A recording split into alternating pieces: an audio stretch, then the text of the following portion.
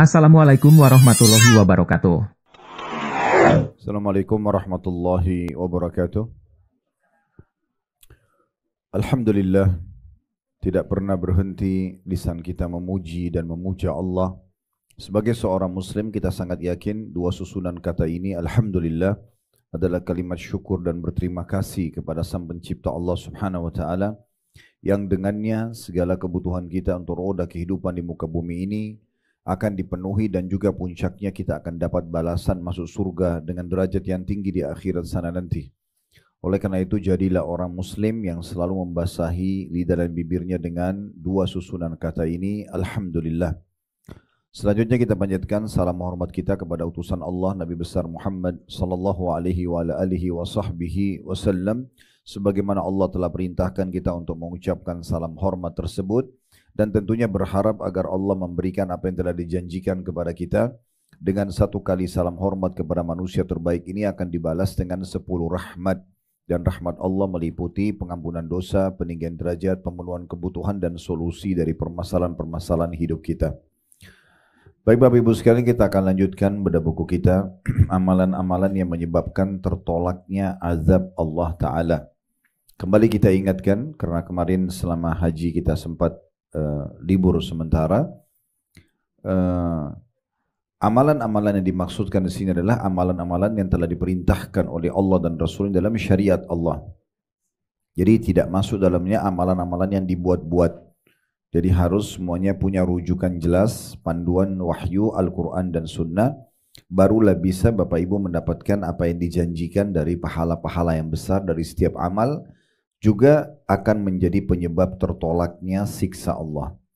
Semua pelanggaran-pelanggaran akan mendatangkan konsekuensi hukuman. Baik itu urusan dunia maupun urusan akhirat.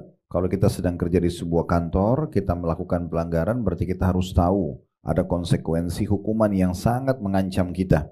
Bisa menimpa, bisa juga tidak. Tetapi dia sangat dekat dengan hukuman tersebut. Begitu juga dengan syariat Allah Subhanahu wa taala akan sangat dekat dengan hukuman selama orang itu melakukan pelanggaran-pelanggaran agama. Nah, hanya saja dalam Islam Bapak Ibu sekalian ada tiket-tiket VIP yang bisa digunakan untuk seseorang itu selamat dari siksa tersebut.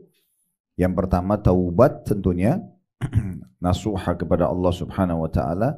Dan yang kedua melengkapkan dengan amal-amal yang lain. Nah, buku kita ini membahas tentang amalan-amalan yang bisa membersihkan atau menyelamatkan orang dari siksa. Di antaranya kita akan bahas kesempatan sekarang faktor ketujuh dari penyebab tertolaknya azab, yaitu masalah sedekah. Mungkin tema ini Bapak Ibu sekalian tema yang sudah sering kita dengar, oh sedekah. Tetapi sayang sekali dalam aplikasi kehidupan kita masih sangat sedikit orang yang mengamalkan. Mereka masih berpikir bahwasanya sedekah itu adalah pengeluaran. Sehingga mereka berpikir kalau uang saya 1.000.000, saya keluarkan 100.000, berarti yang dia ingat adalah angka yang sisa 900.000. Ini keliru. Persepsi ini dulu yang harus diperbaiki. Kita kalau sedekah Bapak Ibu sekalian itu sedang investasi. Tapi langsung dengan pemilik alam semesta ini. Allah Subhanahu wa ta'ala. Allah menjanjikan dengan bersedekah akan memberikan banyak sekali jalan keluar dari permasalahan yang sedang kita hadapi, termasuk selamat dari azab Allah, dan justru itu kata kunci akan memperbanyak harta kita. Nah, banyak orang belum paham masalah ini karena masih terpengaruh dengan pemikiran kapitalis. Kapitalis selalu mengatakan kalau mau kaya, pangkal kaya adalah nabung, sehingga terus saja seseorang itu mengumpul uangnya dan tidak mau mengeluarkan. Sementara Islam mengatakan sedekah pangkal kaya, keluarkan harta maka akan datang banyak, maka ini tidak akan pernah bisa ketemu. Ini seperti minyak sama air. Yang satu konsep manusia dan tentu bukan Islam, yaitu kapitalis, mengatakan pangkal kaya nabung. Orang kalau berpegang pada ini dia akan sangat pelit. Dia akan berpikir bagaimana terus meningkatkan secara kuantitas saja angka rekening dia, aset yang dia bisa simpan. Dia tidak berpikir hal yang lain. Sehingga dia sulit sekali untuk bisa berbagi dengan orang lain. Bahkan kita temukan orang seperti ini pelit dengan pasangan hidupnya sendiri, pelit dengan saudaranya sendiri, pelit dengan orang tuanya, pelit dengan anaknya. Jadi ini berbahaya sekali. Pelit itu Bapak Ibu sekalian adalah penyakit jiwa. Itu disebutkan oleh Nabi SAW dalam hadis yang sahih. Pernah ada satu suku Arab di Madinah, pemimpin mereka, kepala sukunya wafat. Kalau kita mungkin rajanya wafat. Kemudian diganti oleh raja baru, ya, atau pemimpin atau kepala suku baru. Lalu Nabi SAW tanya anggota suku itu, siapa pemimpin kalian? Mereka sebutkan namanya. Lalu kata Nabi SAW, bagaimana dia? Maka para anggota suku itu mengatakan dia orangnya sangat tampan, berwibawa, rapi, bersih, kaya. Hanya saja dia pelit, dia perhitungan sekali. Maka kata Nabi SAW, penyakit jiwa apa yang lebih berat daripada pelit itu? Jadi kita harus faham Bapak Ibu sekalian, kalau sedekah bagian daripada perintah agama kita, dan itu adalah obat terbaik untuk membuat kita selalu dicintai oleh Allah dan juga dicintai oleh manusia. Tidak mungkin datang sebuah loyalitas, seseorang loyal dengan kita tanpa ada royalitas, tanpa ada pemberian, ya. Itu sudah umum. Siapa saja, semuanya. Seorang suami, seorang istri, seorang anak, ya, siapa saja, teman-teman. Itu kapan kita berharap dia bisa loyal dengan kita? Kalau kita juga loyal dengan dia. Bagaimana kita memberikan dan berbagi. Subhanallah, pemberian ini Bapak Ibu sekalian, sedekah walaupun kecil. Kita hanya misalnya datang dari safar membawakan sedikit hadiah kecil saja. Mungkin orang pulang haji, pulang umrah, cuma membawa hadiah tidak seberapa, 30 real, 50 real. Tapi karena dia pemberian, maka itu akan membuat ada rasa cinta yang muncul dari orang yang menerima. Dan mereka akan menyukai kita. Tidak ada orang yang dermawan dibenci, tidak ada. Sebaliknya orang yang pelit pasti selalu dibenci. Jadi kalau kita makin royal, itu makin disukai sama orang. Bahkan orang bisa melupakan kekurangan fisik kita, kekurangan jenjang pendidikan kita atau jabatan kita, selama orang itu royal. Dan sebaliknya kalau orang itu mungkin punya kesempurnaan fisik, mungkin tampan atau cantik, gagah, punya kedudukan di masyarakat, tapi kalau pelit tidak akan ada nilainya. Orang hanya datang sesuai dengan hajatnya, habis itu orang akan tinggalkan. Makanya Islam memerintahkan kita untuk menjadi orang yang dermawan, suka memberi. Ini punya kedudukan tinggi sekali dalam agama Islam. Ya, memiliki kedudukan yang sangat tinggi dalam Islam. Nanti kita dengarkan apa saja sih yang kita dapatkan kalau kita suka berbagi dan sedekah. Baik, ini masih pembukaannya ya. Kemudian saya juga perlu tanamkan, berikan pemahaman Bapak Ibu sekalian. Dalam Islam ada namanya zakat, ada namanya sedekah. Ini beda fungsi ya, beda fungsi. Kalau zakat yang kita keluarkan dengan syarat-syarat tertentu. Ada 3 hal yang difahami dalam zakat. Yang pertama haul, masa 1 tahun. Uang dan harta Bapak Ibu sekalian tersimpan. Misalnya Ramadan ke Ramadan. Kemudian yang kedua, dia mencapai nisab, kadar minimal dari harta yang tersimpan. Itu 85 gram emas. Jadi kalau kita hitung misalnya 1 juta 1 gram berarti 85 juta. Selama 1 tahun selalu bertahan dengan kadar itu. Artinya minimal itu sampai lebih dari itu. Nah yang ketiga adalah kita keluarkan 2,5% dari total harta kita sebagai pensucian harta. Ini pensucian, ini bukan memperbanyak harta ya. Zakat itu hanya mensucikan harta. Jadi sering kami kasih contoh di pengajian kami. Misal kami di Condet Allah amanahkan dari restoran. Kami nggak mungkin tanya Bapak Ibu sekalian setiap kali konsumen datang, Bapak Ibu maaf uangnya halal nggak? Kan nggak mungkin kita tanya begitu. Pasti mungkin konsumennya tersinggung atau mungkin dia bahkan tidak jawab atau kita kelitihan karena setiap orang yang masuk dari ratusan orang kita akan selalu nanya. Lalu bagaimana kita bisa membersihkan pendapatan kita kalau ternyata dia bayar dari uang riba, dia bayar dari uang curian, dia bayar dari uang manipulasi? Kan kita tidak pernah tahu. Atau contoh Bapak Ibu punya butik, punya apalah jasa yang lain, hotel dan segala macam. Kita nggak pernah tahu konsumen kita pakai bayar uang dari mana gitu kan. Nah zakat ini fungsinya untuk itu, mensucikan pendapatan kita. Dalam 1 tahun pendapatan kita akan disucikan dengan harta dan itu kecil sekali, 2,5%. Artinya kalau kita ambil angka 100 juta saja, berarti cuma 2,5 juta. Kan itu. Kalau 1 miliar cuma 25 juta. Kita keluarkan untuk mensucian pendapatan kita dalam 1 tahun. Dan dalam 1 tahun ini Bapak Ibu sekalian itu harus stabil tadi nisabnya. Jadi misal gini, Ramadan ke Ramadan. Ramadan ini ya 85 gram emas. Bulan Syawal 85 gram emas. Bulan Zulkaadah 85 gram emas. Ini total harta kita semua ya. Tabungan dan kita investasi semuanya sama. Kemudian bulan Zulhijjah sama 85 gram emas. Bulan Muharram sama. Tapi subhanallah pas tiba bulan Safar, setelah 4-5 bulan nisab kita standar, terjadi sesuatu. Bangkrut usahanya, jadi terlilit utang.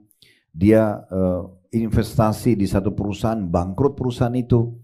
Dia kirim barang tenggelam misalnya di kontainer di lautan, akhirnya tidak punya uang sama sekali.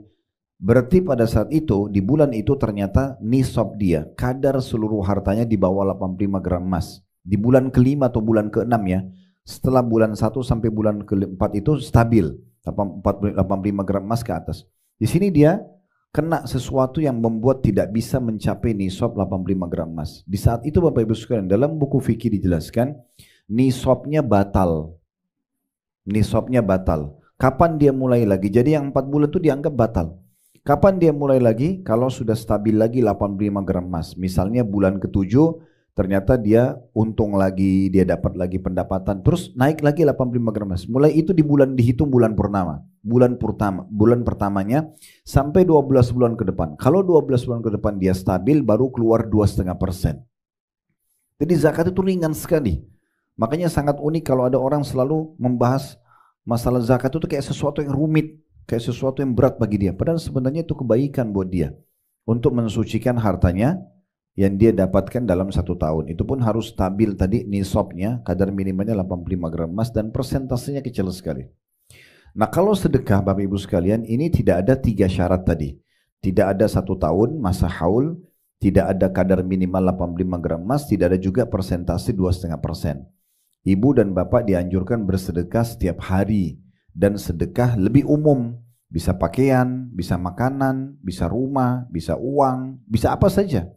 Dan sedekah ini bisa dikasih kepada orang kaya dan orang miskin. Kalau zakat tadi ada 8 penerima zakat, nggak boleh dikasih kepada orang lain. Ya, kalau Bapak Ibu mau baca yang 8 golongan itu bisa kembali surah At-Taubah, surah nomor 9 ayat 60.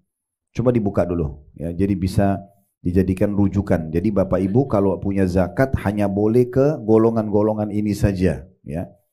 At-Taubah surah nomor 9 ayat 60. Kalau sudah dibuka saya bacakan. Sudah dibuka? Belum. Surah nomor 9 At-Taubah ayat 60. Ini ketahuan yang biasa baca Quran dengan tidak ini. Baik, saya bacakan ya. Innamas shadaqatu lil fuqara'i wal masakini wal 'amilina 'alaiha wal mu'allafati qulubuhum wa fir riqabi wal gharimina wa fi sabilillahi wa ibnis sabil faridatan minallah wallahu alimun hakim. Perhatikan di situ 8 golongannya ya. Sesungguhnya zakat-zakat itu hanyalah, berarti tidak boleh kepada orang lain, hanya ini saja. Untuk orang-orang fakir. Nah, siapa orang-orang fakir Bapak Ibu sekalian? Orang yang tidak tahu mau makan hari ini apalagi besok, itu namanya fakir. Yang kedua orang miskin. Nah perhatikan dalam Al-Quran dibedain fakir dan miskin. Kita biasakan gabungin tuh sedekah buat fakir miskin, padahal sebenarnya beda definisi. Kalau orang miskin punya pendapatan tapi tidak cukup, kayak misalnya pembantu rumah tangga, mungkin supir, mungkin OB di kantor, mungkin dia punya gaji 2 juta 3 juta rupiah tapi kebutuhan rumahnya 5 juta. Dia punya income, itu orang miskin. Jadi boleh zakat Bapak Ibu ke mereka, ya. Boleh ke supir, boleh ke pembantu rumah tangga, boleh kepada siapa saja yang mereka punya income tapi tidak cukup. Bahkan ada sebagian pegawai di perusahaan mungkin gajinya 5 juta, tapi kebutuhan rumahnya 7 juta. Karena anaknya 4, dia harus kontrak rumah. Nah itu juga termasuk orang yang miskin. Ya. Kemudian yang ketiga adalah pengurus-pengurus zakat, amil. Ya seperti yayasan-yayasan zakat mal ya, banyak ya, ada rumah zakat, ada apa itu semua. Nah mereka itu boleh menggaji pegawainya dari uang zakat yang dikumpulin. Ya. Kemudian yang keempat, para mu'allaf yang dibujuk hatinya. Maksudnya orang yang masuk Islam tetapi dia belum terpandu dengan kuat, dengan bagus ke agama. Walaupun sudah lama masuk Islam tapi kalau belum terpandu maka dinamakan mu'allafnya, memang masih bisa saja pindah agama lagi. Ya. Kemudian yang kelima, memerdekakan budak. Nah ini di masa kita sekarang tidak ada, tapi di masa dulu ada ya, tawanan perang, itu kita bisa tebus pakai zakat. Kemudian yang keenam, orang-orang yang berhutang. Ya, walaupun ini tadinya orang kaya, misal ada saudara kita, dia kaya raya, tetapi ternyata usahanya bangkrut. Ya. Kemudian dia terlilit utang sekarang. Dia nggak bisa, mungkin mau makan pun susah. Walaupun dia tadinya orang kaya, tetap bisa menerima zakat ya. Kemudian yang terakhir adalah untuk jalan Allah atau sabilillah. Maaf, ini bukan yang terakhir, ini yang keenam ya. Yang ketujuh, maaf, yang ketujuh adalah di jalan Allah. Di sini jalan Allah maksudnya jihad, perang ya. Sebagian ulama ada yang mengatakan orang yang pergi haji lalu kehilangan barang, tidak bisa ada transportasi untuk pulang. Itu pendapat yang paling kuat. Sebagian orang ada terlalu menjabarkan sabilillah seakan-akan masuk semua di jalan Allah. Maka itu pendapat yang lemah dari kalangan para ulama. Jumhur ulama mengatakan adalah jihad. Karena kalau memang itu masuk semuanya di jalan Allah, berarti tidak perlu dirincikan orang miskin tadi, orang fakir, itu semua jalan Allah kan gitu. Kemudian yang terakhir adalah orang yang sedang terputus jalan atau dalam perjalanan, ibnu sabil. Kayak misalnya ada orang yang musafir, kemudian dia kehabisan bekal, dia mau pulang ke negerinya, bapak ibu bantu dengan zakat, nah itu dibolehkan. Ini 8 golongan ya. Jadi sekali lagi, orang fakir 1, orang miskin 2, kemudian pengurus zakat 3, kemudian mu'allaf 4, bebasin budak 5, kemudian orang terlilit utang 6, yang di jihad di jalan Allah 7, dan juga orang yang sedang dalam perjalanan atau ibnu sabil yang ke-8. Kata Allah, ya, itulah ya, atau sebagai satu ketetapan yang diwajibkan Allah, dan Allah Maha mengetahui lagi, Allah Maha bijaksana. Nah ini kalau zakat. Tapi kalau sedekah tidak ada 8 golongan ini. Bapak Ibu boleh kasih siapa saja. Bahkan sedekah boleh kepada orang kaya. Kalau sedekah boleh pada orang kaya. Misal orang tua kita orang mampu, tapi kita sebagai anak bentuk bakti kita ingin belikan rumah baru untuk orang tua kita, mobil baru, baju baru, jam tangan, tas, dompet. Boleh nggak? Boleh. Itu juga sedekah. Ya. Nah juga perlu digarisbawahi kalau zakat Bapak Ibu sekalian tidak boleh diberikan kepada jalur langsung ke atas kita. Ibu sama ayah, kakek sama nenek, ini nggak boleh terima zakat. Karena kita kewajiban memberikan mereka, nggak boleh zakat kita. Sama jalur langsung ke bawah, anak cucu, nggak boleh terima zakat. Tapi kalau jalur ke samping, saudara, paman, tante, ponakan boleh semuanya. Nggak ada masalah. Ya, itu berhubungan dengan zakat. Tapi kalau sedekah boleh semuanya, nggak ada masalah, gitu ya. Dan sedekah dia lebih luas, ya, bahasannya, cakupannya, dan sangat dianjurkan agar Bapak Ibu tidak melewatin 1 hari pun kecuali sedekah. Usahakan tidak lewatkan 1 hari pun sedekah, karena ada hadis Bukhari, kata Nabi SAW, tidak ada hari yang anak Adam masih hidup di hari itu, kayak kita pagi ini alhamdulillah masih hidup, kecuali ada 2 malaikat yang turun, yang satu mengatakan ya Allah luaskan rezekinya orang yang sedekah, yang satu mengatakan ya Allah binasakan orang yang bakhil, orang yang pelit. Nah di sini kata Ibnu Hajar rahimahullah, maksudnya malaikat doakan binasa, binasakan dirinya, binasakan hartanya. Oleh karena itu seorang muslim sama sekali tidak boleh mengenal namanya pelit. Ya, tidak boleh sama sekali. Kita orangnya royal, ya, suka memberi, itu ciri khasnya Islam. Itu adalah ciri khas Islam. Kita selalu memberi, berbagi. Makin sering berbagi, berarti kita makin investasi kepada Allah Subhanahu wa Ta'ala. Nah, ini kita akan bacakan ayat pertama yang diangkat oleh penulis di halaman 69 Al-Baqarah 245 menjelaskan masalah itu. Jadi ini pembukaannya Bapak Ibu sekalian tentang masalah zakat, syaratnya dan juga fungsinya, serta sedekah juga fungsinya dan bagaimana perbedaan di antara keduanya.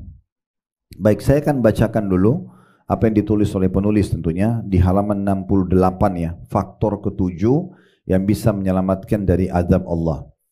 Sedekah, kata penulis, adalah bantuan seorang muslim yang diberikan Allah Subhanahu wa Ta'ala dari karunia-Nya untuk saudaranya yang fakir lagi membutuhkan, sehingga orang fakir itu merasa bahwa ia dicintai dalam hati saudaranya sama muslim.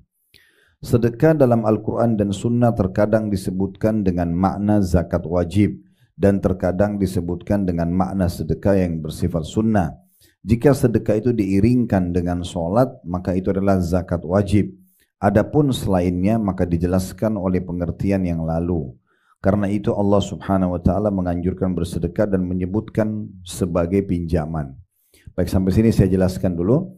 Jadi kalau kita itlaqkan sedekah, zakat masuk di dalamnya. Karena zakat bagian daripada sedekah. Cuma dia ada hukum wajib bagi yang mampu. Nah, tapi kalau kita bahas secara rinci sebagaimana saya rincikan tadi. Kalau zakat itu kewajiban dengan 3 syaratnya dan sedekah tidak ada syarat khusus. Orang miskin pun bisa bersedekah. Nah, seperti itulah. Dan fungsinya berbeda. Zakat mensucikan harta, sementara sedekah memperbanyak harta. Jadi kalau mau makin melimpah hartanya, makin berbagi. Nah, seperti itulah, ya. Tidak akan pernah ada orang yang jatuh miskin atau bangkrut yang suka sedekah. Itu mustahil, ya. Ini sebuah kaidah dasar. Baik, di sini Allah Subhanahu wa taala menyebutkan dalil pertama diangkat oleh penulis surah Al-Baqarah, surah nomor 2 ayat 245. Man dzalladzi yuqridullaha qardan hasanan fayudha'ifahu lahu adha'afan katsira wallahu yaqbidu wa yabsutu wa ilaihi turja'un. Barang siapa meminjami Allah dengan pinjaman yang baik, maka Allah akan melipat gandakan ganti kepadanya dengan banyak. Ya, di sini Allah Subhanahu wa taala membahasakan tanda kutip kita kalau sedekah seperti kita sedang pinjamkan kepada Allah. Ya. Allah menahan dan melapangkan rezeki dan kepadanya lah kamu akan dikembalikan. Ayat ini Bapak Ibu sekalian pada saat turun ada seorang sahabat namanya Abu Dahdah radhiyallahu anhu. Beliau datang kepada Nabi SAW dan mengatakan, ya Rasulullah, apakah Allah akan meminjam dari kita atau dari kami? Kata Nabi SAW, iya. Maksudnya di sini tanda kutip ya, Allah nggak butuh dengan harta kita. Tapi kita kalau keluarkan di jalan Allah, Allah menganggap itu pinjaman dan Allah akan ganti dengan ganti yang banyak. Maka Abu Dahdah pun radhiyallahu anhu lalu bersedekah dengan kebun yang paling beliau sukai, namanya Bayruha, ya, di depan masjid Nabi SAW, dan di situ seringkali ya Nabi SAW minum dari airnya yang jernih. Maka Nabi SAW mengatakan, sungguh ya perniagaan dan pinjaman yang sangat menguntungkan. Lalu dia mengatakan, ya Rasulullah, Anda sarankan saya berikan ke siapa? Kata Nabi SAW, berikan kepada kaum kerabatmu. Berikan kepada kaum kerabatmu. Jadi ini yang dimaksudkan, ya. Jadi kita sebenarnya sedang investasi Bapak Ibu sekalian. Kalau kita kasih orang miskin, bantu orang, itu kita sedang investasi. Dan kita sedang investasi kepada Sang Pencipta Allah Subhanahu wa taala, Zat yang Maha Kaya. Maka enggak usah khawatir dengan kemiskinan atau berkurangnya harta. Ingat, kita sebagai seorang muslim punya konsep namanya keimanan. Kita sangat yakin dengan apa yang Allah janjikan dan apa yang Allah ancamkan. Setiap kali kita mengikuti apa yang Allah perintahkan, kita akan dapat apa yang dijanjikan. Dan setiap kali kita melanggar, maka kita akan dapat hukumannya. Itu konsep jelas bagi muslim sebagaimana kita sekarang terang benderang melihat apapun di siang hari seperti sekarang. Karena sangat terang hukumnya, nggak ada sesuatu yang diragukan. Bagi seorang muslim yang masih selalu kasih nggak ya, bantu nggak ya, ini masih diragukan keimanannya. Karena seseorang nggak perlu ragu. Kalau ada yang mengatakan, Ustadz, tapi orang yang minta ini selalu dia saja, nggak apa-apa. Bedanya apa? Dia sama orang lain. Kan tidak penting bagi kita siapa yang terima kan. Yang penting kita ini menjalankan nggak perintah agama. Gak penting orang yang sama terulang atau bukan orang yang sama. Bahkan saya melihat secara pribadi, kalau ada kerabat kita yang sering minta bantuan atau tetangga, sebenarnya Allah mempermudah kita untuk mencatatkan pahala sedekah kita hari itu. Kita tidak usah cari orang lain lagi, gitu kan? Sementara tadi sudah jelas hadis Bukhari, kata Nabi SAW, setiap pagi Allah turunkan 2 malaikat, yang satu mengatakan, ya Allah lapangkan rezeki orang yang bersedekah. Berarti kan kita yang harus keluar bersedekah. Dan dalam bab sedekah ulama mengatakan beda sekali pahalanya antara orang yang nunggu kapan dia dapat peluang baru dia sedekah dengan orang yang mencari peluang sedekah itu. Ya, ada orang subhanallah dia nunggu, mungkin dia baik, Tapi kalau diminta dulu, tolong bantu saya baru dia kasih. Ada orang seperti ini. Ini standar sekali gitu ya. Baik kalau dalam seharian atau dalam satu pekan tidak ada yang minta sama dia karena dia tinggal di sebuah komplek yang dijaga oleh security. Bagaimana dia catat pahala sedekahnya? Kan gitu. Tapi kalau ada orang yang jemput bola, ini beda sekali. Memang dia yang merasa butuh dengan sedekah itu. Dia yang mencari. Dia cari mana yayasan sosial yang bisa dia sedekah. Dia cari mana tetangganya yang butuh, mana kerabatnya yang butuh. Bahkan dia memberi sebelum diminta. Ada orang setiap datang ke rumah kita bawa hadiah, bawa makanan, bawa segala macam. Memang dia mau itu. Nah orang seperti ini jemput bola dia. Dia sendiri yang mau mendapatkan sedekah, pahala sedekah. Itu beda pahalanya. Ya. Saya lihat sendiri jemaah haji, jemaah umroh kami, Masya Allah kalau berangkat. Kalau yang suka sekali royal, ada yang datang beliin makanan semua jemaah. Ada yang traktir ini buat jemaah, ada yang beli sejadah buat jemaah, ada yang beli buat kerabatnya macam-macam. Memang depan mata Allah bukain rezeki yang luar biasa gitu kan. Dibandingkan memang jemaah yang masih perhitungan beli atau enggak ya, sedekah atau enggak. Kadang-kadang kita bahkan menunjukkan tempat sedekah yang sangat besar pahalanya di Mekah, jelas. Ada juga orang yang tidak ikut gitu ya. Tapi banyak mayoritasnya yang ikut, Masya Allah. Yang ikut memang yang tanpa perhitungan yang luar biasa gitu. Nah itu contohnya. Jadi kalau kita mengejar, mencari peluang itu akan beda pahalanya. Jadi usahakan Bapak Ibu sekalian kita tanamkan dalam diri kita sifat kedermawanan dan kita cintai. Nanti kita akan lihat ya, ini masih baru dalam lembaran pertama. Akan banyak sekali Bapak Ibu lihat dan perhatikan nanti keutamaan Bapak Ibu dapatkan kalau sedekah. Selain memang kita mendidik jiwa kita untuk tidak terbiasa pelit ya, sehingga kita akhirnya tidak mencintai harta itu berlebihan dan kita siap untuk berbagi dengan orang lain. Dan luar biasanya sedekah itu sebenarnya kita sedang bawa ketimbangan amal kita hari kiamat. Tanpa orang-orang di depan kita yang menerima sedekah ini, kita nggak bisa bawa ketimbangan amal harta itu. Tapi dengan adanya mereka, kita bisa bawa. Misal Bapak Ibu kasih orang Rp1.000.000, ini ya saya bantu misalnya, atau saya kasih. Secara kuantita angka, dia terima 1 juta. Dia pakailah untuk beli baju, untuk bawa belikan susu anaknya atau apa saja. Selesai. Tapi kita sebenarnya sedang membawa angka 1 juta ketimbangan amal kita melalui dia. Bahkan tidak ada dalam Islam satu perbuatan dibalas dengan satu. Karena Allah sudah berfirman dalam Al-Quran, "Man ja'a bil hasanati falahu asyru amsalihha." Siapa yang berbuat satu kebaikan, Allah akan balas 10 kali lipat. Berarti minimal 10 kali lipat. Dalam sebuah hadis Bukhari, setiap amal soleh dilipat gandakan 10 kali lipat sampai 700 kali lipat. Tergantung kadar keikhlasan dan juga ya bagaimana seseorang itu bisa mengemas ya agar bisa maksimal mendapatkan pahala dari sedekah tersebut. Begini maksudnya mengemas. Akan beda pahalanya Bapak Ibu sekalian kalau seseorang di antara kita misalnya ada uang di dompetnya atau di tasnya atau di kantong dia, begitu dia keluar misalnya ke pengajian dari sini ketemu sama satu orang miskin di jalan, lalu dia, oh ini orang kesian, hatinya tersentuh mau sedekah. Dia buka dompetnya, dia buka tasnya, ditemukan uang yang ada 100.000 atau 50.000, disedekahkanlah sama dia. Mau uang itu baru atau tua, bagi dia nggak penting, yang penting dia bantu orang itu.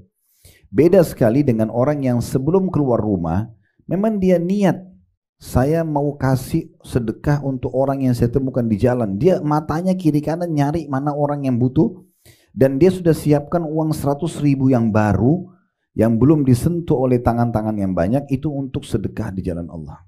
Nah itu akan beda pahalanya, itu namanya kemasannya, mengemas ya. Pernah saya sampaikan hadis dan saya ingatkan kembali, Nabi Muhammad SAW pernah berkata begini, ini termasuk contoh kemasan kepada para istri beliau waktu dikumpulkan, nanti orang yang pertama menyusulku meninggal, setelah aku meninggal nanti di antara kalian wahai para istri, itu adalah orang yang paling panjang tangannya. Yang paling panjang tangannya. Kata Aisyah radhiyallahu anha, setelah Nabi Muhammad SAW meninggal, kami selalu kalau ketemu para istri Nabi ngukur tangannya siapa yang lebih panjang. Mereka pikir orang yang lebih panjang secara fisik tangannya itu yang lebih dulu mati. Lebih dulu nyusul Nabi. Kata Aisyah, kami memahami apa yang Nabi maksudkan justru setelah Zainab binti Jahash meninggal dunia. Ini salah satu istri Nabi. Kenapa? Karena Zainab ini kalau sedekah Bapak Ibu sekalian, dia suka kemasan. Dia kemas tanda kutip. Jadi kalau misalnya ada orang memberi makanan, dia beli makanan jadi. Kalau Zainab enggak, dimasak sendiri. Kalau ada orang yang membeli baju perang dikasih kepada prajurit muslim, maka Zainab buat sendiri. Itu kemasannya, gitu kan? Itu ada nilai tersendiri. Ada nilai plusnya di sisi Allah subhanahu wa ta'ala. Beda ibu kasih masakan ibu sendiri dengan ibu beli jadi. Beda. Ini kan beli jadi tinggal transfer uang selesai. Tapi kalau ibu masak sendiri beda. Itu contoh kemasan. Bukan tidak boleh dengan tidak kemasan. Tapi kalau orang mau lebih banyak pahalanya, nah seperti itu. Makanya berbeda-beda tingkatan pahala seseorang. Baik. Kemudian disebutkan di situ, ya, selanjutnya, di antara hal-hal yang perlu diingat ialah dalam sedekah.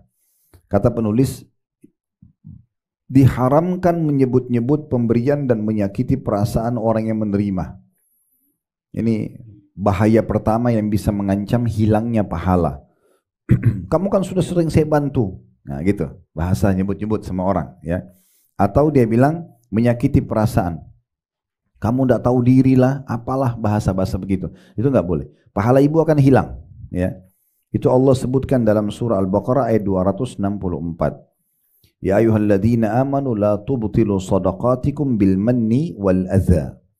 Hai orang-orang beriman, janganlah kamu merusak sedekahmu. Maksudnya hilangkan pahalanya dengan menyebut-nyebutnya dan plus menyakiti perasaan si penerima.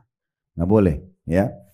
Jadi kalau Bapak Ibu kasih karena Allah, Bapak Ibu nggak akan penting bagi Bapak Ibu kalau orang ini terima kasih atau tidak, gitu ya. Kalau orang karena manusia, Bapak Ibu sekalian, kapan kita kasih sesuatu, kasih uang, kasih makanan, kasih pakaian, lalu orang itu tiba-tiba pergi. Kalau orang karena manusia, dia akan bilang orang ini nggak tahu terima kasih, karena dia butuh ucapan terima kasihnya orang itu. Kalau orang cari ridho Allah, nggak penting bagi dia. Orang itu terima kasih tidak, nggak penting. Ya udah saya sudah kasih sedekah, alhamdulillah. Orang itu pergi pun tidak ada masalah. Karena dia berpikir yang penting dia sudah sedekah. Nggak penting siapa yang menerima, nggak penting ucapan terima kasih dia. Nah itu bedanya. Itu yang dimaksud di sini. Jadi nggak boleh teman-teman kita menyakiti perasaan, menyebut-nyebut dan menyakiti perasaan orang penerima. Saya sudah bilang tadi, walaupun orang yang sama terulang-ulang, nggak penting bagi kita.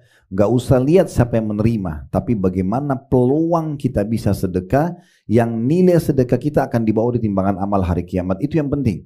Karena semua uang yang kita kasih itu akan dibawa ke timbangan amal dan akan dilipat gandakan sampai 700 kali lipat tergantung keikhlasan dan kemasan kita dalam sedekah itu. Nah ini dimaksudkan. Kemudian penulis mengatakan di lembaran sebelahnya di halaman 70, Allah Ta'ala menjelaskan bahwa menyebut-nyebut pemberian begitu pula menyakiti perasaan penerima dan faktor rusaknya sedekah itu.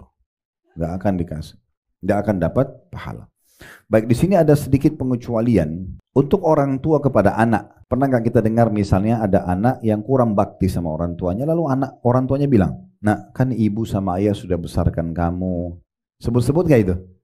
Ya, kan ibu sama ayah sudah sekolahkan, udah kasih nafkah atau pemberian uang saku. Kenapa kok nggak prestasi di sekolah? Kenapa nggak mau sholat? Kenapa nggak mau tutup aurat? Kenapa? Sebut-sebut kebaikan nggak itu? Ya, tapi ini nggak masuk dalamnya. Karena orang tua punya hak untuk menyampaikan kepada anaknya. Ini nggak masuk dalam larangan. Dan saya sangat yakin tidak mungkin ada orang tua menyebutkan itu kalau tidak ada masalah pada anaknya. Misal anaknya pintar, anaknya prestasi, anaknya soleh dan soleh. Untuk apa orang tuanya bilang begitu kan? Dia kan bilang itu karena penting. Karena memang harus mengingatkan anaknya, ayo sadar nak, jangan sampai kamu salah ya, gitu ya. Begitu juga yang kedua, suami pada istri. Misal suami sudah memberikan nafkah, ibu-ibu sudah dikasih sama suaminya, ini tiap bulan sekian belas juta, sekian puluh juta ya. Terus misalnya habis sebelum waktunya. Lalu suami nanya, loh kemarin kan baru saya kasih, kemana uangnya? Itu kan menyebut pemberian, ini nggak masuk. Jangan ibu pulang dari sini, Ustadz Khalid tadi bilang, nggak boleh sebut-sebut loh. Nah, padahal memang uang nafkahnya belum waktunya habis, sudah habis kan gitu. Dia punya hak untuk nanya, kan gitu. Sama juga seorang pimpinan perusahaan pada bawahannya, nggak masuk dalam masalah ini. Ya, misal dia udah gaji 30 orang pegawai, per pegawai misalnya 5 juta rupiah. Dia berharap mencapai target, ya gitu. Tapi ternyata enggak. Ada beberapa pegawai yang lalai, nggak kerjain pekerjaannya, ugal-ugalan, datang semaunya, keluar semaunya.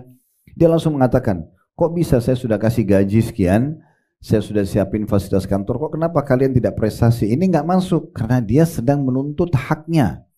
Kan itu, dia sedang menuntut haknya, ini tidak masuk ya. Begitu juga sama pemerintah pada masyarakat. Misalnya seorang pemimpin daerah, bupati kah, wali kota kah, gubernur, presiden misalnya, sudah membuat satu jembatan atau jalan. Ini sudah saya buat ya, tolong dijaga Bapak Ibu sekalian, masyarakat tolong jaga. Ini kan nyebut-nyebut ya, kan jembatan ini sudah saya buatkan, memang dia buat. Walaupun itu pakai uang negara, tapi kan melalui dia. Kalau dia nggak ACC kan tidak jadi jalan itu. Dia sekarang sebutin tujuannya agar masyarakat menjaga. Ini nggak masuk dalam larangan dalam ayat. Nah yang masuk ini Bapak Ibu sekalian, kalau misalnya ada orang datang, orang miskin lewat depan rumah minta. Lalu besok dia datang lagi. Ya kan?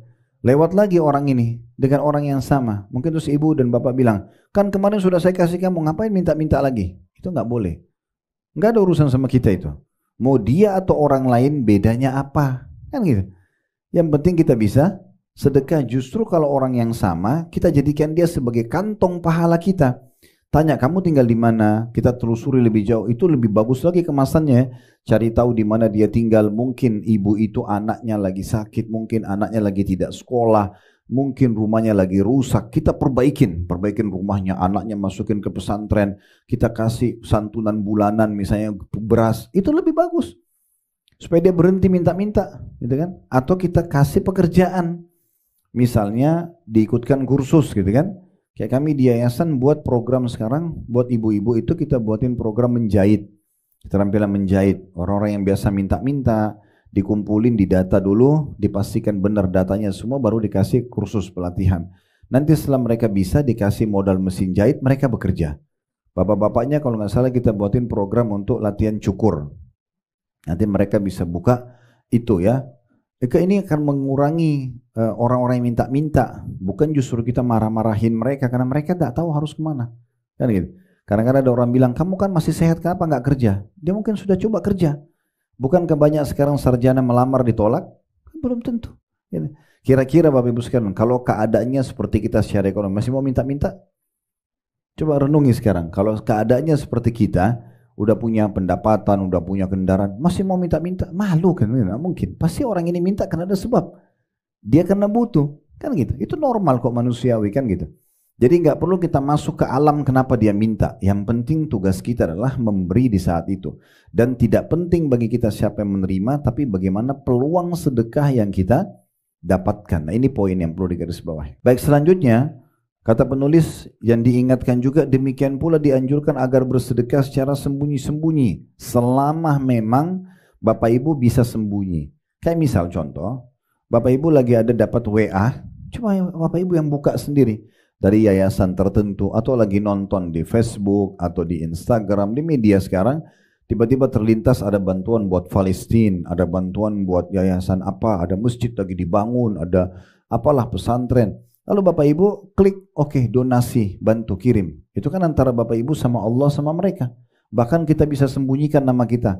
Tulis saja hamba Allah misalnya. Udah selesai. Nah ini namanya sedekah sembunyi. Ini jangan diceritain ke orang. Selama dia sifatnya tersembunyi, sembunyikan. Beda kasusnya kalau seandainya kita sedang dimintai sedekah di depan orang. Kayak misalnya kita lagi di jalan. Ada kotak amal masjid, lagi ada renovasi. Kita nggak mungkin turun lama lagi karena lagi macet atau kita lagi perlu ada hajat. Baik kita buka jendela, taruh uang 50.000. Kan kelihatan sama orang-orang. Ini nggak ada masalah. Karena memang harus di depan umum. Yang penting kita tinggal mengontrol niat kita. Kan gitu. Kalau misalnya ada orang minta tiba-tiba bantuan di depan kita. Ibu-ibu pas bubar pengajian, tiba-tiba ada satu orang miskin di depan rumah minta bantuan. Ibu kasih. Walaupun orang lihat. Nggak ada masalah, gitu kan? Itulah yang Allah sebutkan di sini. Perhatikan dalam surah Al-Baqarah 271. Jadi kalau dia harus terang-terangan ya sudah, ya.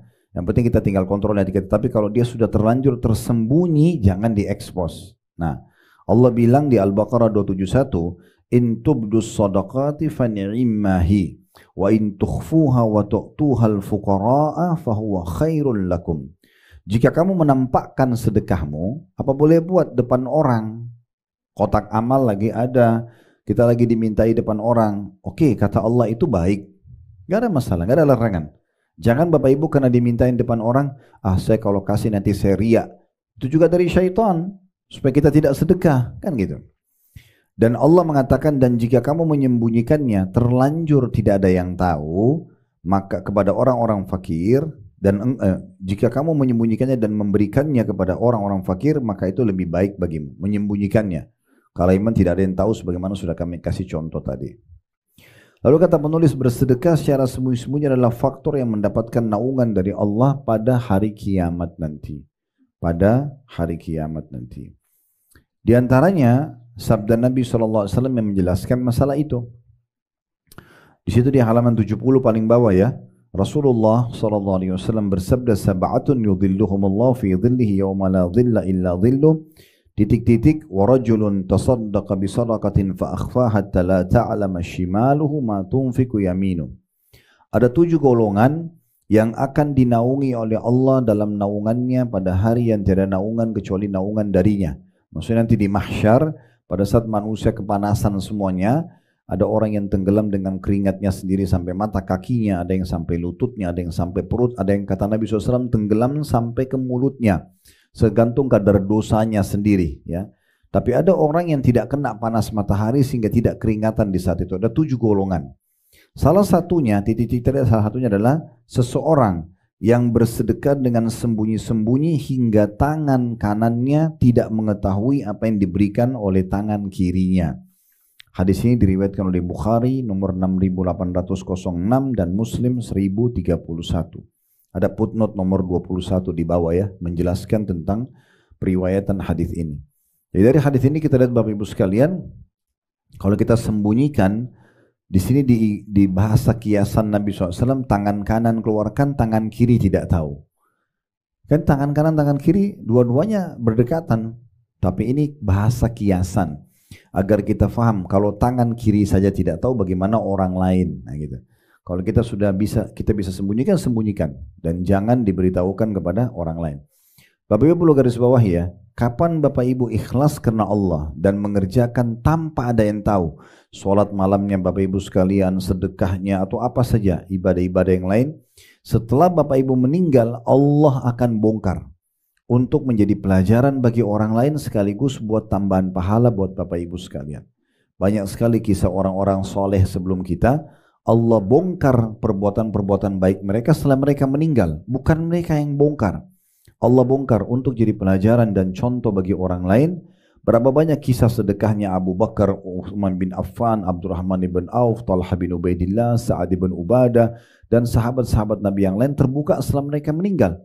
Akhirnya jadi pelajaran bagi umat dan sekaligus kena dicontohi oleh orang lain menjadi sumber pahala buat mereka. Jadi nggak usah repot-repot kita yang menceritakan, ya, tunggu saja nanti akan dibongkar oleh Allah SWT dengan cara yang, karena kalau kita yang ceritakan berarti kita bisa riya, pamer, dan riya itu kata Nabi SAW, al-yasiru min riya syirk, sedikit saja riya sudah syirik, sudah dosa, batal pahalanya, kan gitu. Itu yang dimaksud dengan poin ini. Kemudian yang ketiga yang harus diperhatikan, kalau Bapak Ibu yang pegang bukunya bisa dikasih angka di titik-titik itu ya. Di titik yang pertama tadi di halaman 69 ada titik di antara hal-hal yang perlu diingatkan ialah titik yang pertama kasih angka 1 di atasnya. Itu yang pertama dilarang, tidak boleh sebut-sebut pemberian dan tidak boleh menyakiti perasaan si penerima. Di halaman 70 ada titik kedua dikasih angka 2 di atasnya supaya Bapak Ibu ingat, oh ini poin yang dilarang ya. Tidak boleh atau dianjurkan sedekah sembunyi-sembunyi, tapi kalau sudah terlanjur terungkap nggak masalah ya. Kalau misalnya harus depan umum ya. Kemudian yang ketiga yang harus diperhatikan di halaman 71, demikian pula sangat dianjurkan memperbanyak sedekah. Jadi bukan hanya sekedar asal-asalan, tapi Bapak Ibu tanamkan rasa cinta dalam sedekah. Nanti di sini akan disebutkan banyak sekali Bapak Ibu sekalian manfaat-manfaatnya. Dalam hadis Nabi SAW disebutkan di antaranya, inna dhillal mu'mini yawmal qiyamati fi sadaqatihi. Naungan seorang mukmin pada hari kiamat tergantung pada sedekahnya. Nanti kalau orang lagi panas di mahsyar, yang lindungi kita justru sedekah kita. Justru pemberian kita kepada orang lain. Ada di situ footnote nomor 22 hadis riwayat Ahmad jilid 4 halaman 147 dan 148. Selanjutnya juga poin yang ke berapa itu? Yang keempat ya, titiknya. Ada titik yang keempat, dianjurkan bersedekah pada saat masih sehat, kuat, dan giat. Ya, jadi boleh sedekah pada saat sudah tua, sudah lemah, tapi justru di saat kita lagi cari pekerjaan, tambahan income, lagi kembangin investasi kita, justru itu puncak-puncak pahala. Berdasarkan riwayat bahwasanya seseorang datang kepada Nabi SAW dan berkata, atau diceritakan dalam riwayat, ja'a rajulun ila Nabi SAW faqala ya Rasulullah ayyu sadaqati a'zamu ajra, qala an tasaddaqa wa anta sahihun syahihun takhshal faqra wa ta'malul gina. Seseorang datang kepada Rasulullah SAW dan bertanya, mengatakan, wahai Rasulullah, apakah sedekah yang paling besar pahalanya? Maka Nabi SAW mengatakan, engkau bersedekah saat engkau masih sehat. Kikir, maksudnya di sini bukan kikir yang dimaksudkan negatif ya, tapi maksudnya lagi betul-betul pengen punya duit, pengen punya simpanan gitu ya. Justru di situ puncaknya kita disuruh sedekah. Takut kemiskinan dan ingin sekali kaya. Itu di awal-awal, bukan orang yang sudah sejahtera. Orang kalau sudah sejahtera semua sudah ada lalu dia sedekah itu biasa saja. Tapi orang kalau lagi awal-awal lagi sayang sekali sama duitnya tapi dia sedekah, nah itu puncak pahalanya. Di situ ada footnote nomor 23, hadis riwayat Bukhari nomor 893 dan Muslim 1032. Kata penulis, ini adalah sebagian perkara yang wajib diperhatikan setiap muslim ketika ia bersedekah demi mendapatkan apa yang dijanjikan oleh Allah Subhanahu wa taala pada sedekah itu. Tujuan lainnya agar tampak di masyarakat kita kompetisi dan berlomba-lomba kepada segala kebajikan, serta mengerjakan proyek-proyek Islam di berbagai penjuru negeri untuk menyebarkan Islam, serta menghancurkan tipu daya para musuhnya. Dalam hadis bahwa Nabi SAW kedatangan seseorang dengan membawa unta bertali kendali, seraya mengatakan ini disedekahkan di jalan Allah. Lalu Rasulullah SAW bersabda menimpali, laka biha yaumal qiyamati sab'miya naqatin kulluha makhtumah. Engkau akan mendapatkan sebagai balasan 1 ekor unta yang kamu sedekahkan ini pada hari kiamat sebanyak 70 ekor unta yang semuanya bertali kendali. Hadis ini diriwayatkan oleh Muslim nomor 1892. Dari hadis ini kita lihat bagaimana Nabi SAW langsung mengingatkan setiap orang yang sedekah akan pasti dapat balasannya tanpa ada keraguan. Dan tidak ada 1 dibalas 1 nggak ada dalam Islam. 1 dibalas minimal 10 sampai 700 kali lipat. Itu akan mendatangkan keberkahan. Siapapun yang mau rumah tangganya langgeng harus royal, baru muncul loyalitas. Persahabatannya, ya, ke tetangganya, partner bisnisnya, teman sejawat, apa saja, kemudian menguntungkan perusahaannya, sedekah itu pintu keberkahan. Berikan kepada orang lain. Kita makin membagi, maka makin besar sekali yang kita dapatkan. Perlu digarisbawahi 1 poin ya. Kalau Bapak Ibu ada waktu bisa dengarkan ceramah kami Tabligh Akbar, ada di playlist YouTube tentang serial sahabat. Sudah lebih dari 40 serial sahabat. Hampir semua di situ yang kita bahas sahabat-sahabat yang kaya raya seperti Abu Bakar, Utsman bin Affan, Abdurrahman bin Auf, Talha bin Ubaidillah, Sa'ad bin Ubadah, Abdurrahman bin Auf dan yang lain, banyak sahabat-sahabat yang kaya raya. Itu waktu mereka meninggal Bapak Ibu sekalian, dibagi hartanya, kalau angka sekarang ratusan miliar, dibagi-bagi hartanya. Pertanyaannya, setelah saya telusuri riwayat-riwayatnya, apakah itu hasil tabungan mereka? Jawaban ternyata bukan. Bukan hasil tabungan, karena mereka tipologi orang yang tidak suka menabung. Itu harta yang pada saat mereka mau meninggal datang beberapa hari sebelum mereka meninggal dunia. Jadi setiap kali mereka sedekah pasti datang lagi keuntungannya. Begitu terus, tidak pernah berhenti. Itu fakta lapangan. Dan pada saat mereka meninggal dibagi harta ahli warisnya ratusan miliar per orang, bahkan dapat sekian puluh miliar gitu ya. Banyak sekali istrinya, anak-anaknya. Itu ternyata datang dari keuntungan beberapa hari sebelum mereka meninggal saja. Jadi bukan dari hasil tabungannya. Itu karena memang sukanya mereka bersedekah. Sukanya mereka bersedekah. Jadi hadis ini tadi memberikan pelajaran luar biasa kepada kita. Sahabat datang bawa untanya, ya Rasulullah ini di jalan Allah. Dia sedekah hewan. Nabi langsung bilang, di hari kiamat kau juga akan dapat balasannya 70 ekor unta. Kamu sedekah 1, Allah balas 70. Ya. di hari kiamat. Karena pakai tali kendali, maka dia juga akan diikat dengan tali kekangannya atau kendalinya itu. Lalu kata penulis, hadis ini mengesankan bahwa sedekahnya akan ditambahkan oleh Allah dan dilipat gandakan dalam timbangan kebajikannya. Sedekah setiap kali kaum muslimin membutuhkannya sebagaimana realitas hari ini untuk memajukan sebagian proyek-proyek kebajikan, maka itu lebih banyak dan lebih besar pahalanya. Itu lebih banyak dan lebih besar pahalanya. Jadi maksudnya kita coba Bapak Ibu sekalian selalu mencari kantong-kantong sedekah dan ingat satu kaidah dasar dalam Islam, sedekah pangkal kaya. Tidak ada orang miskin kena sedekah, udah mustahil.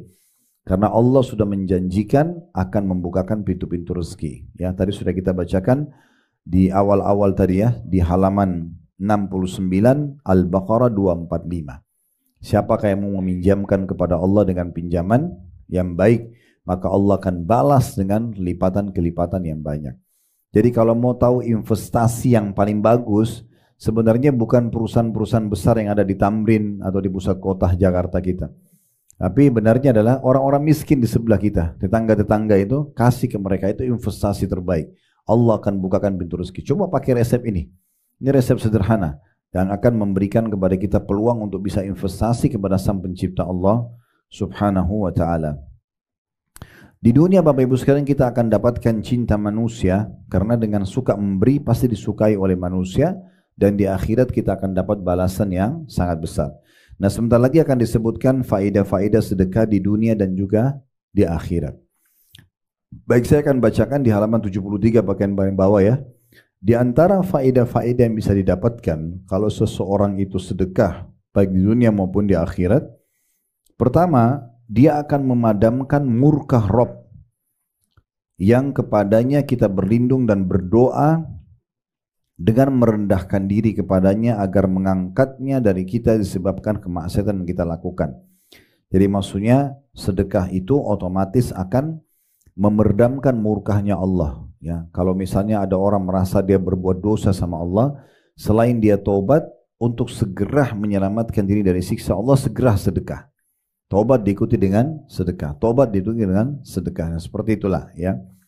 Nanti dalilnya satu ya, kita gabungkan dengan yang kedua, menghindarkan, sedekah bisa menghindarkan dari kematian buruk atau biasa kita dengar dengan su'ul khatimah, mati yang buruk. Sedekah bisa menyelamatkan dari itu. Nah, kedua poin ini, yang pertama bisa meredam murka Allah. Allah tidak hukum kita karena kita buat salah, dikarenakan kita taubat dan kita sedekah, serta juga bisa menyelamatkan kita dari mati yang buruk. Disatukan dalam hadis Nabi SAW. Ada footnote nomor 25 di bawah, diriwayatkan Tirmidzi nomor 664. Bunyinya kata Nabi SAW, Inna sadaqata tudfi'u ghadabar Rabb wa tadfa'u maitatas su'.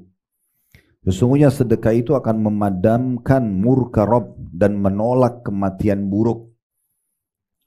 Demikian pula sedekah itu memadamkan dosa dan kesalahan-kesalahan. Ya, jadi ada buku yang pernah saya sarankan Bapak Ibu beli ya, masih ingat? Buku Keajaiban Sedekah ya. Masih ingat ya? Pernah saya lihatkan dulu itu untuk dibeli. Nah, di buku ini ada salah satunya di belakang ada kisah. Ada kisah di situ, ada kisah nyata seorang anak muda di Saudi di bagian belakang. Jadi bagusnya buku ini di bagian depan disebutkan tentang pendapat salaf berhubungan dengan sedekah. Di tengah-tengahnya manfaat kalau orang sedekah. Di akhirnya kisah nyata orang-orang yang sedekah. Ya. Nah, di antaranya ada anak muda, dia lagi jalan berdua sama temannya naik mobil dan mau menuju ke satu tempat dengan kecepatan cukup tinggi. Tapi rupanya temannya jalan. Yang dia melihat tidak sengaja sebelah kanan jalan, di pinggir jalan ada orang tua lagi ngururin tangan minta bantuan. Maka dia berhenti sebentar. Dia korek kantongnya, dia sedekahkan, dia kasih orang itu. Kemudian dia susul temannya. Subhanallah, terjadi gempa atau apa gitu ya, yang membuat jalan retak, mobil temannya jatuh ke dalam lubang itu dan meninggal di tempat. Dia sempat berhenti dan dia merem mobilnya, kemudian dia turun, dia lihat temannya sudah meninggal. Maka tiba-tiba saja dia kayak diilhamkan di pikiran dia. Dia bilang, mungkin ini justru karena saya sedekah kepada orang tadi. Kalau saya tidak berhenti sedekah, maka bersamaan kecepatan mobilnya, sama-sama bisa meninggal.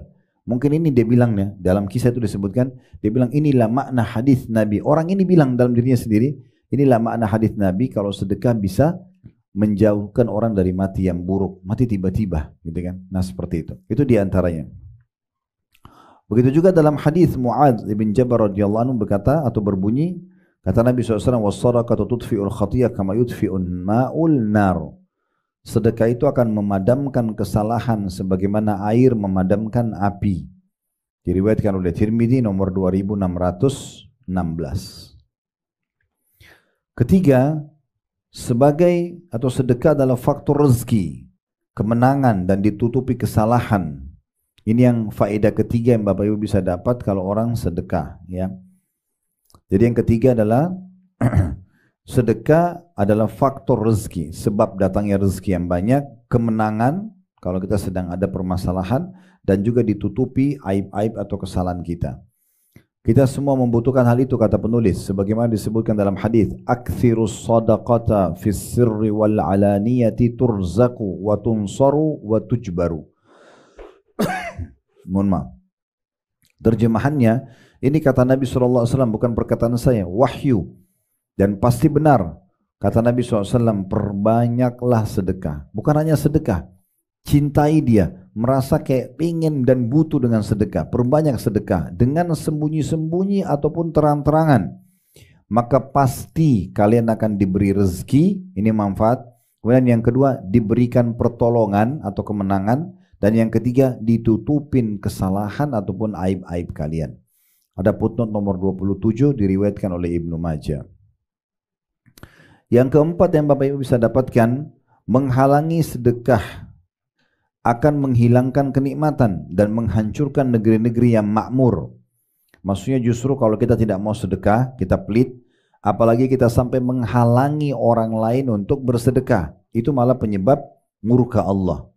Jadi kalau kita tidak mau sedekah, lalu kita juga ajak orang lain untuk, enggak usah bantu masjid itu, enggak usah bantu yayasan itu, enggak usah bantu orang itu, dia masih kuat kok. Kita sudah tidak sedekah, halangin orang lagi. Ini bahaya sekali. Ini ancamannya berat, ya. Itu bisa menjadi penyebab kitanya dimurkai Allah. Bisa juga kalau itu merata semuanya, negeri itu Allah hancurkan karena tidak mau bersedekah, ya. Di situ diangkat oleh penulis sebagaimana Allah Ta'ala menyebutkan tentang kisah pemilik kebun yang disebutkan dalam surah Al-Qalam, ya, surah Al-Qalam ayat 19-24 yang bunyinya, "Fatafa 'alaiha ta'ifun min rabbika wa hum na'imun فأصبحت كالصريم فتنادوا مصبحين أن اغدوا على حرثكم إن كنتم صارمين فانطلقوا وهم يتخافتون ألا يدخلن اليوم عليكم مسكين." Lalu kebun itu ditimpa bencana yang datang dari Tuhanmu ketika mereka tidur. Maka jadilah kebun itu hitam seperti malam yang gelap gulita. Lalu pada pagi harinya mereka saling memanggil, "Pergilah pagi-pagi ke kebunmu, dan jika kamu hendak memetik hasil." Maka mereka pun berangkat sambil berbisik-bisik, "Pada hari ini jangan sampai ada orang miskin yang masuk ke dalam kebunmu." Jadi saya sampaikan dulu kisah ini, ya. Ini kalau Bapak Ibu baca lanjutan ayatnya setelah ayat 24, saya ringkaskan. Jadi ada satu pemilik kebun, mereka ini subur sekali kebunnya. Dan salah satu yang dibuat oleh pemilik kebun sebagai orang tua mereka, kalau tidak salah itu, ya, suka berbagi. Nah, rupanya pemilik kebun ini meninggal atau mungkin sudah tidak ada, lalu ada anak-anaknya yang memegang kebun itu. Mereka lalu sepakat, mulai hari ini kita nggak usah kasih orang-orang miskin, ya, nggak usah kasih orang miskin. Jadi hasil panennya nggak usah berbagi. Maka subhanallah, mereka baru niat saja begitu, ya, Allah sudah binasakan kebunnya di malam hari. Allah datangkan sesuatu yang membinasakan kebun itu, dan mereka saling bisik pagi-pagi. Ya, pemilik kebun yang baru ini mengatakan, mulai sekarang kita cepat-cepat pergi, kita petik pagi-pagi supaya orang-orang miskin tidak sempat minta. Waktu mereka datang, mereka kaget kebun mereka sudah hancur. Dan akhirnya baru mereka sesali pada saat itu. Nah, ini tentang kisah bagaimana Allah binasakan justru kalau orang yang tidak mau bersedekah. Ada poin sini saya mau sisipkan, tambahkan. Bapak Ibu kalau misalnya mampir ke sebuah masjid, lalu masjid itu misal kotor, bau, misal panas. Pernah nggak mampir di musola gitu? Ya, misalnya karpetnya kotor, panas, nggak ada kipas angin, nggak usah bicara AC, kipas angin aja nggak ada, kerannya, kamar mandinya kotor. Apa kira-kira yang Bapak Ibu lakukan di saat itu? Banyak orang di antara kita, dia menghina masjid itu. Oh, di sana kotor, bau. Teman-temannya jangan mampir ke sana. Ini pemahaman yang keliru Bapak Ibu sekalian. Allah sampaikan kaki kita ke masjid itu, ke musola itu supaya kita punya andil.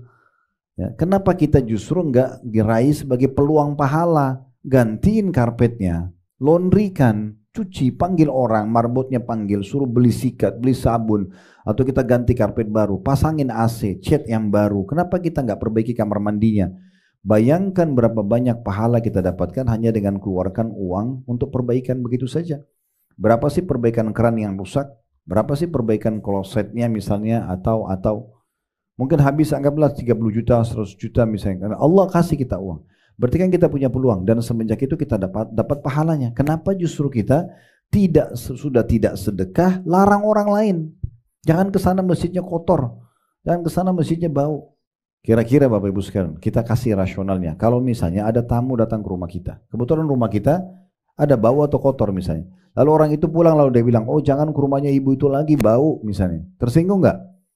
Nah bagaimana dengan rumahnya Allah? Kenapa justru kita tidak pikir dapat andil di situ?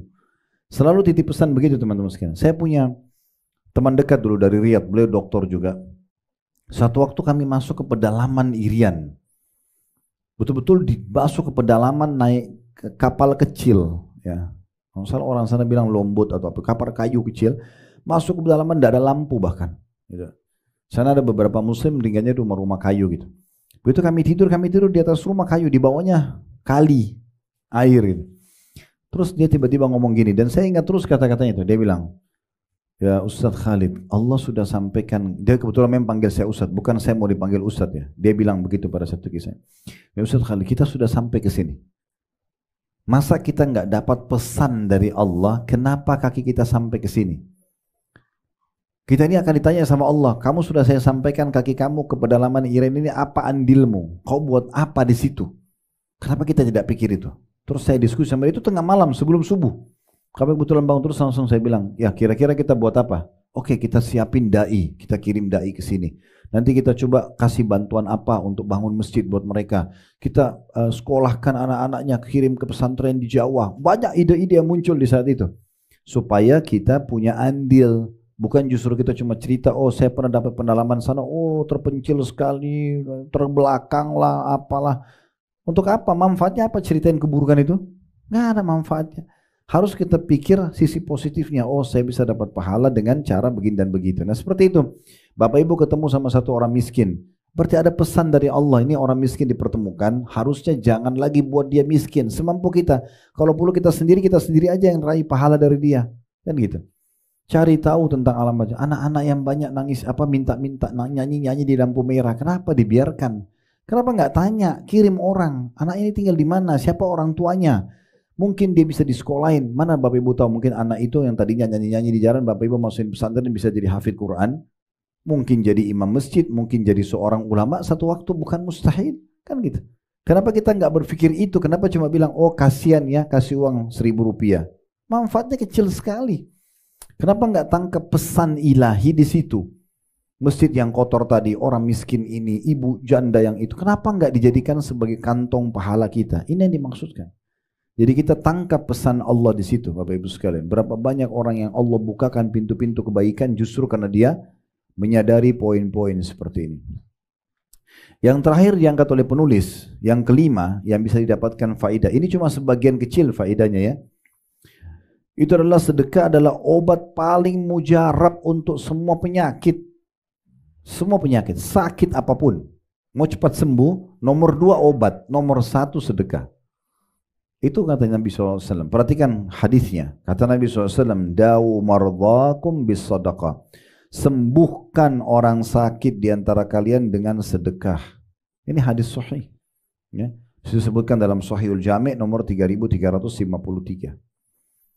Jadi kalau mau cepat sembuh, sedekah. Itu poinnya. Banyak orang sibuk cuma cari dokter ke dokter yang lain. Itu ikhtiar, iya. Tapi bukan itu kuncinya. Kuncinya sebenarnya justru kita jadikan itu sebagai bahan introspeksi diri kita. Mungkin ada dosa yang menyebabkan penyakit ini, lalu kita bersedekah. Nah di buku tadi yang saya bilang keajaiban sedekah itu banyak sekali kisah-kisah terakhir itu. Ada orang yang suaminya meninggal dunia, sakit keras, lalu dia sedekah, lalu Allah sembuhkan suaminya. Ada orang yang anak sedekah, orang tuanya disembuhkan.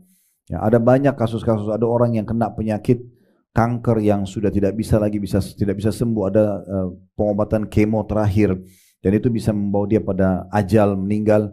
Tapi sebelum dia berangkat ke rumah sakit, dia sempat sedekah kepada orang miskin. Semua apa yang ada di kantongnya, subhanallah, Allah sembuhkan.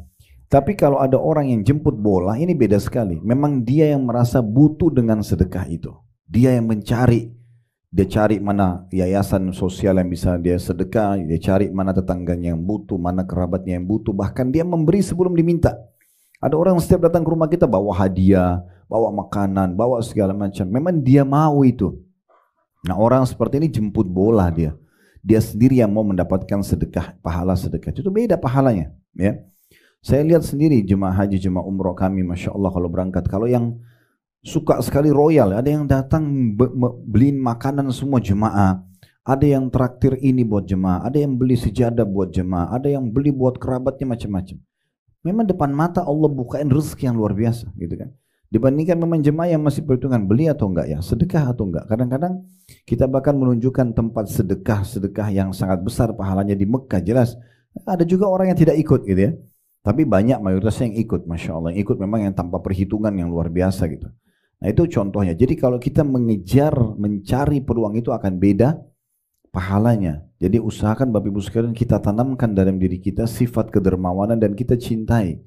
Nanti kita akan lihat ya, ini masih baru dalam lembaran pertama. Akan banyak sekali Bapak Ibu lihat dan perhatikan nanti keutamaan Bapak Ibu dapatkan kalau sedekah. Selain memang kita mendidik jiwa kita untuk tidak terbiasa pelit ya, sehingga kita akhirnya tidak mencintai harta itu berlebihan dan kita siap untuk berbagi dengan orang lain. Dan luar biasanya sedekah itu sebenarnya kita sedang bawa ketimbangan amal kita hari kiamat. Tanpa orang-orang di depan kita yang menerima sedekah ini, kita nggak bisa bawa ketimbangan amal harta itu. Tapi dengan adanya mereka, kita bisa bawa. Misal Bapak Ibu kasih orang 1 juta rupiah, ini ya saya bantu misalnya, atau saya kasih. Secara kuantita angka, dia terima 1 juta. Dia pakailah untuk beli baju, untuk belikan susu anaknya atau apa saja. Selesai. Tapi kita sebenarnya sedang membawa angka 1 juta ketimbangan amal kita melalui dia. Bahkan tidak ada dalam Islam satu perbuatan dibalas dengan satu. Karena Allah sudah berfirman dalam Al-Quran, "Man ja'a bil hasanati falahu asyru amsalihha." Siapa yang berbuat satu kebaikan, Allah akan balas 10 kali lipat. Berarti minimal 10 kali lipat. Dalam sebuah hadis Bukhari, setiap amal soleh dilipat gandakan 10 kali lipat sampai 700 kali lipat. Tergantung kadar keikhlasan dan juga ya bagaimana seseorang itu bisa mengemas ya agar bisa maksimal mendapatkan pahala dari sedekah tersebut. Begini maksudnya mengemas. Akan beda pahalanya Bapak Ibu sekalian kalau seseorang di antara kita misalnya ada uang di dompetnya atau di tasnya atau di kantong dia, begitu dia keluar misalnya ke pengajian dari sini ketemu sama satu orang miskin di jalan, lalu dia, oh ini orang kesian, hatinya tersentuh mau sedekah, dia buka dompetnya, dia buka tasnya, ditemukan uang yang ada 100 ribu atau 50 ribu, disedekahkan lah sama dia. Mau uang itu baru atau tua, bagi dia nggak penting, yang penting dia bantu orang itu. Beda sekali dengan orang yang sebelum keluar rumah, memang dia niat, saya mau kasih sedekah untuk orang yang saya temukan di jalan. Dia matanya kiri kanan nyari mana orang yang butuh, dan dia sudah siapkan uang 100 ribu yang baru, yang belum disentuh oleh tangan-tangan yang banyak, itu untuk sedekah di jalan Allah. Nah itu akan beda pahalanya, itu namanya kemasannya, mengemas ya. Pernah saya sampaikan hadis dan saya ingatkan kembali, Nabi Muhammad SAW pernah berkata begini, ini termasuk contoh kemasan kepada para istri beliau waktu dikumpulkan, nanti orang yang pertama menyusulku meninggal, setelah aku meninggal nanti di antara kalian wahai para istri, itu adalah orang yang paling panjang tangannya. Yang paling panjang tangannya. Kata Aisyah radhiyallahu anha, setelah Nabi Muhammad SAW meninggal, kami selalu kalau ketemu para istri Nabi ngukur tangannya siapa yang lebih panjang. Mereka pikir orang yang lebih panjang secara fisik tangannya itu yang lebih dulu mati. Lebih dulu nyusul Nabi. Kata Aisyah, kami memahami apa yang Nabi maksudkan justru setelah Zainab binti Jahash meninggal dunia. Ini salah satu istri Nabi. Kenapa? Karena Zainab ini kalau sedekah Bapak Ibu sekalian, dia suka kemasan. Dia kemas tanda kutip. Jadi kalau misalnya ada orang memberi makanan, dia beli makanan jadi. Kalau Zainab enggak, dimasak sendiri. Kalau ada orang yang membeli baju perang dikasih kepada prajurit muslim, maka Zainab buat sendiri. Itu kemasannya, gitu kan? Itu ada nilai tersendiri. Ada nilai plusnya di sisi Allah subhanahu wa ta'ala. Beda ibu kasih masakan ibu sendiri dengan ibu beli jadi. Beda. Ini kan beli jadi tinggal transfer uang selesai. Tapi kalau ibu masak sendiri beda. Itu contoh kemasan. Bukan tidak boleh dengan tidak kemasan. Tapi kalau orang mau lebih banyak pahalanya, nah seperti itu. Makanya berbeda-beda tingkatan pahala seseorang. Baik. Kemudian disebutkan di situ, ya, selanjutnya, di antara hal-hal yang perlu diingat ialah dalam sedekah. Kata penulis, diharamkan menyebut-nyebut pemberian dan menyakiti perasaan orang yang menerima. Ini bahaya pertama yang bisa mengancam hilangnya pahala. Kamu kan sudah sering saya bantu. Nah gitu, bahasa nyebut-nyebut sama orang. Ya. Atau dia bilang menyakiti perasaan. Kamu tidak tahu diri lah, apalah bahasa-bahasa begitu. Itu nggak boleh. Pahala ibu akan hilang. Ya. Itu Allah sebutkan dalam surah Al-Baqarah ayat 264. Ya ayyuhalladzina amanu la tubtilu sadaqatikum bil manni wal adza. Hai orang-orang beriman, janganlah kamu merusak sedekahmu. Maksudnya hilangkan pahalanya dengan menyebut-nyebutnya dan plus menyakiti perasaan si penerima. Nggak boleh. Ya. Jadi kalau Bapak Ibu kasih karena Allah, Bapak Ibu nggak akan penting bagi Bapak Ibu kalau orang ini terima kasih atau tidak gitu ya. Kalau orang karena manusia Bapak Ibu sekalian, kapan kita kasih sesuatu, kasih uang, kasih makanan, kasih pakaian, lalu orang itu tiba-tiba pergi. Kalau orang karena manusia dia akan bilang, orang ini nggak tahu terima kasih. Karena dia butuh ucapan terima kasihnya orang itu. Kalau orang cari ridho Allah nggak penting bagi dia, orang itu terima kasih itu nggak penting. Ya udah saya sudah kasih sedekah, alhamdulillah. Orang itu pergi pun tidak ada masalah. Karena dia berpikir yang penting dia sudah sedekah. Nggak penting siapa yang menerima, nggak penting ucapan terima kasih dia. Nah itu bedanya. Itu yang dimaksud di sini. Jadi nggak boleh teman-teman kita menyakiti perasaan, menyebut-nyebut dan menyakiti perasaan orang penerima. Saya sudah bilang tadi, walaupun orang yang sama terulang-ulang, nggak penting bagi kita. Nggak usah lihat siapa yang menerima, tapi bagaimana peluang kita bisa sedekah, yang nilai sedekah kita akan dibawa di timbangan amal hari kiamat. Itu yang penting. Karena semua uang yang kita kasih itu akan dibawa ke timbangan amal dan akan dilipat gandakan sampai 700 kali lipat tergantung keikhlasan dan kemasan kita dalam sedekah itu. Nah ini dimaksudkan. Kemudian penulis mengatakan di lembaran sebelahnya di halaman 70, Allah Ta'ala menjelaskan bahwa menyebut-nyebut pemberian begitu pula menyakiti perasaan penerima adalah faktor rusaknya sedekah itu. Gak akan dikasih, gak akan dapat pahala. Baik, di sini ada sedikit pengecualian untuk orang tua kepada anak. Pernah gak kita dengar misalnya ada anak yang kurang bakti sama orang tuanya, lalu orang tuanya bilang, "Nak, kan ibu sama ayah sudah besarkan kamu." Sebut-sebut gak itu?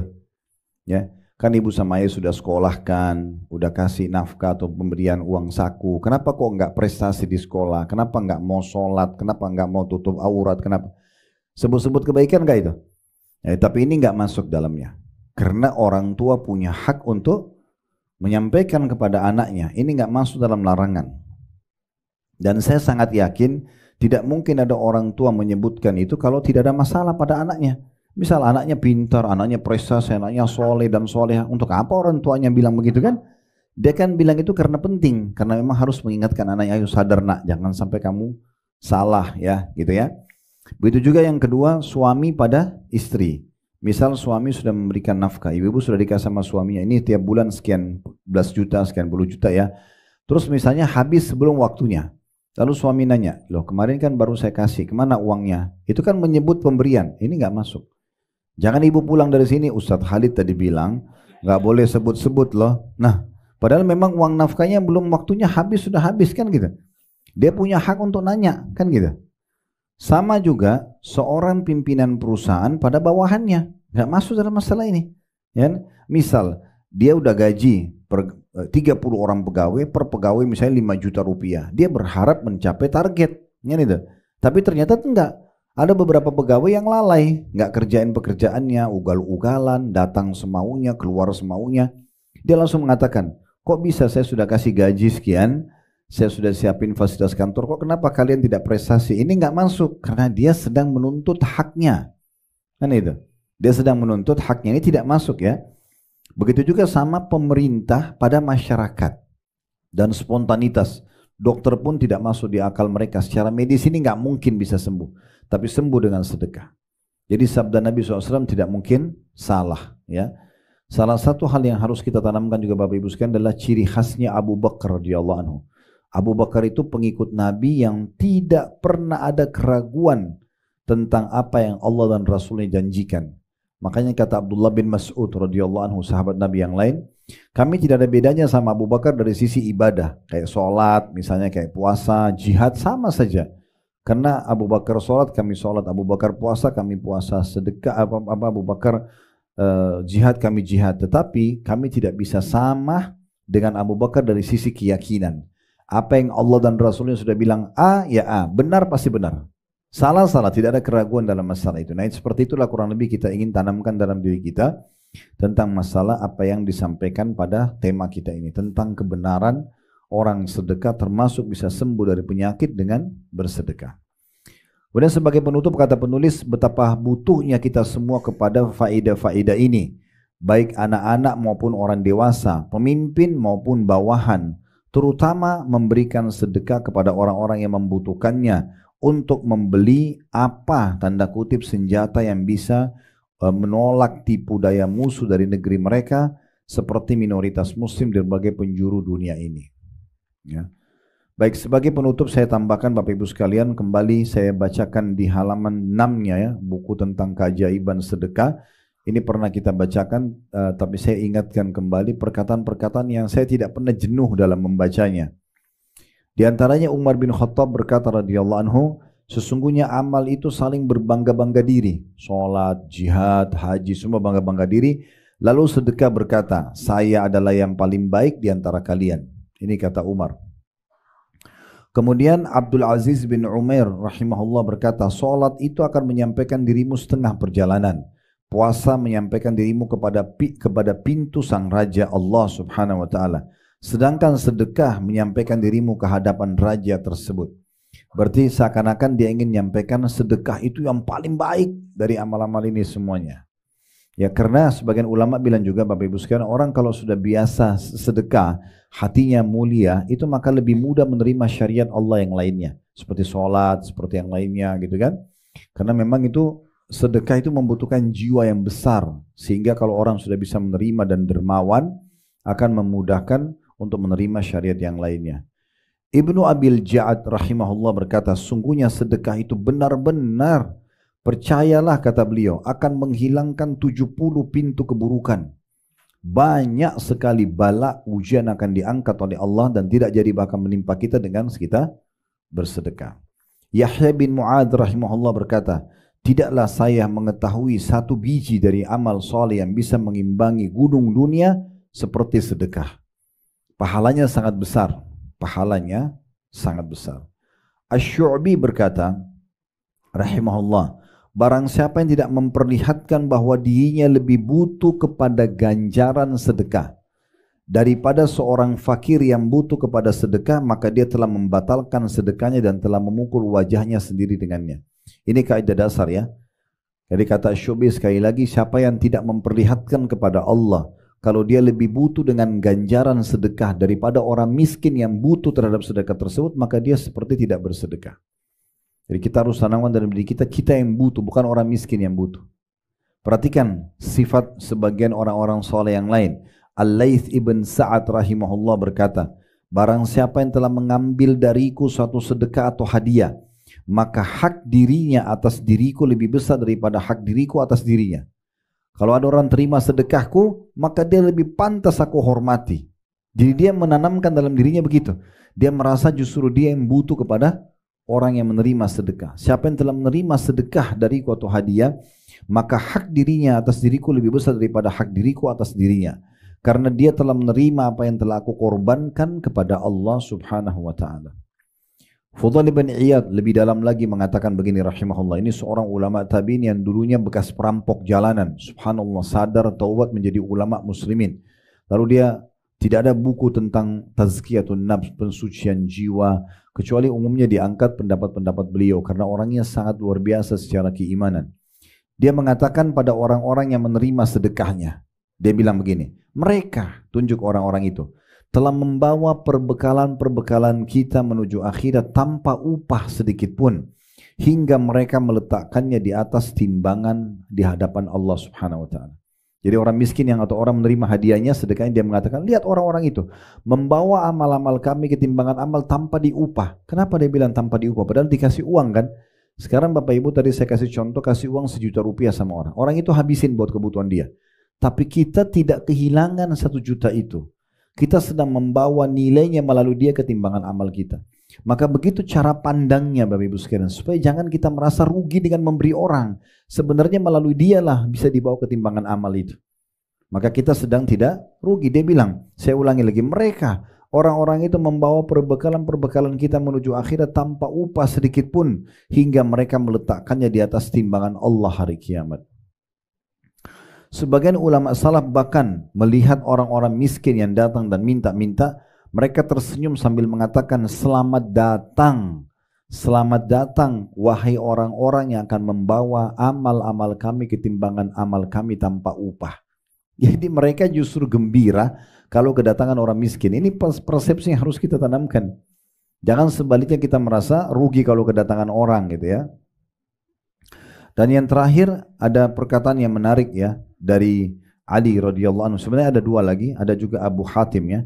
Ali mengatakan sebagai kaidah bagaimana kalau kita diberikan rezeki, Bapak Ibu sekalian, beliau mengatakan barang siapa yang telah diberikan suatu harta oleh Allah, maka hendaklah ia menyambung kekerabatan dengannya, bukan justru pelit. Makin baik hubungan silaturahimnya sama orang tuanya, sama saudaranya, makin loyal sama mereka, makin royal sama mereka ya. Kemudian memperindah jamuan untuk tamunya. Mungkin dia waktu belum punya kemampuan, dia cuma hidangkan teh hangat sama kue kering misalnya. Mungkin sekarang dia punya kelebihan, dia bawa segala macam perindah untuk tamunya, makanan ini itu. Mungkin mau pulang dikasih hadiah, itu semua daripada bagian rasa syukur kita terhadap nikmat yang Allah berikan. Yang ketiga, menolong seseorang yang membutuhkan. Yang keempat, membebaskan tawanan. Yang kelima, Ibnu Sabil. Ini saya baca di halaman 7 ya. Perkataan Ali radhiyallahu anhu, kalau yang pegang bukunya tentang keajaiban sedekah, perkataan Ali, membantu Ibnu Sabil. Ibnu Sabil itu maksudnya orang yang terputus jalan tadi. Kemudian orang-orang fakir dan miskin, para mujahidin, dan ada poin penting. Jadi tadi kita harus berbagi pada orang-orang. Kemudian dia bilang, dan dia harus bersabar atas musibah yang menimpa hartanya. Orang utang gak bayar, investasi bangkrut, itu ujian di harta itu pasti datang. Ya, dikatakan begitu. Karena dengan perkara-perkara tadi dia sering berbagi sama orang, ada ujian, hartanya mungkin tidak dikembalikan orang lain, maka dengan itu dia akan memperoleh kemuliaan dunia dan akhirat.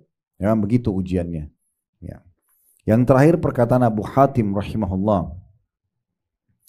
Abu Hatim berkata, bakhil itu, pelit itu adalah sebuah pohon di neraka. Sedang ranting-rantingnya ada di dunia, dan barang siapa yang bergelantungan pada salah satu dari ranting-rantingnya itu, niscaya ia akan menjerumuskannya ke dalam neraka. Sebagaimana kedermawanan suka berbagi adalah sebuah pohon di surga, di mana ranting-rantingnya berada di dunia, dan barang siapa yang bergelantungan pada salah satu dari ranting-ranting itu, niscaya ia akan membawanya ke surga, dan surga itu tempatnya orang-orang dermawan. Orang pelit itu tempatnya neraka. Imam Az-Zahabi rahimahullah masukkan dalam kategori dosa besar adalah orang yang pelit. Ya, jadi kita harus betul-betul mengobati masalah ini dari diri kita masing-masing untuk selalu royal, dan kita yakin Allah Subhanahu wa taala akan menggantikan dengan baik ya. Yang terakhir itu di paragrafnya ada, sudah saya katakan tadi ya, kalau ada seorang salaf pernah mengatakan setiap orang miskin datang, dia bilang, selamat datang wahai orang yang hadir untuk membawa perbekalan kami kepada Rabb kami. Jadi begitulah pemahaman tentang masalah sedekah itu sendiri. Allahu a'lam. Baik, begitu saja Bapak Ibu sekalian, kita berdoa kepada Allah SWT, semoga Allah berkahi majelis kita. Allah juga ikhlaskan niat kita, Allah tambah ini sebagai tambahan amal kita pada hari kiamat.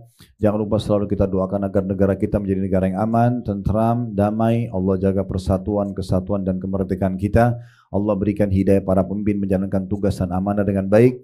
Serta juga tentunya Allah menjadikan masyarakat negeri kita masyarakat yang selalu gotong royong dengan pemerintah pada hal-hal yang tidak melanggar maksiat kepada Allah Subhanahu wa taala, dan semoga Allah juga melunasi utang negara kita dengan semudah-mudahnya, serta juga Allah jadikan kita sebagai contoh bagi negara-negara yang lain. Selalu kita doakan saudara kita di Palestina, di Gaza dan Rafah secara khusus, dan juga di Syria, di Yaman, di Ugru, dimanapun yang sedang tertindas. Semoga Allah ikhlaskan niat mereka, terima para syuhada mereka, mudahkan Islam di tangan mereka dan tangan kita semua, dan semoga Allah ikut sertakan kita bersama mereka di pahala, baik dengan doa, dengan harta, juga dengan jiwa kita, dan semoga Allah menyatukan kita semua di surga Firdausnya kelak tanpa hisab, semua disatukan dalam majlis ilmu yang mulia ini. Allahumma amin.